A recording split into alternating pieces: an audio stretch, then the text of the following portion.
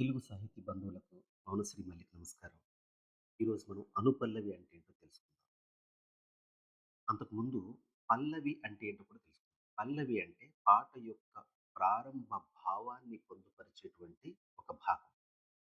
ఈ భాగాన్ని పల్లవి అంటాం. దీనిని పాటకు మకుటంగా మనం చెప్పుకుంటాం. ఇక అనుపల్లవి అంటే మనం తెలుసుకోవాలంటే అను అంటే తరువాత లేదా అనుసరించి అనేటువంటి అర్థాలొస్తాయి. అనుపల్లవి అంటే పల్లవిని అనుసరించి వచ్చేటువంటి ఒక భాగం.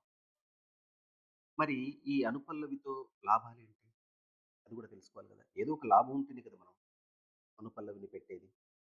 అనుపల్లవి అంటే పల్లవిలోని రాగం, భావం మరింత వికసించి విస్తరించేలా దోహదపడేటువంటి భాగం.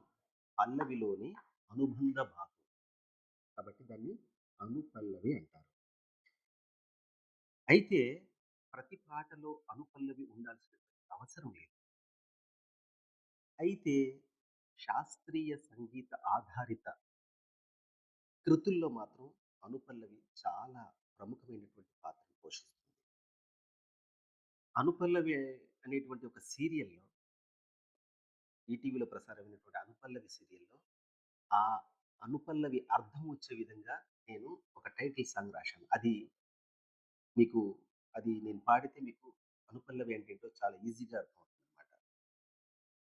కొమ్మ ఒక పల్లవి అయితే రెమ్మ అనుపల్లవి, రెమ్మ ఒక పల్లవి అయితే పువ్వు అనుపల్లవి, పువ్వు ఒక పల్లవి అయితే తావి అనుపల్లవి, తావి ఒక పల్లవి అయితే మనసు అనుపల్లవి, పల్లవి ఓ అనుపల్లవి, పల్లవి ఓ అనుపల్లవి.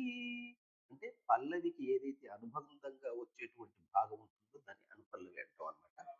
పాట రూపకల్పనకు సంబంధించి మీకు ఎటువంటి సందేహాలున్నా లేదా పాటలోని మీకు అర్థం కాని పదాలు ఏవైనా ఉన్నా కూడా కామెంట్ బాక్స్‌లో నన్ను అడిగితే నేను మీ పేరు చెప్పి ఆ పదం యొక్క భావం, అర్థం చెబుతాను.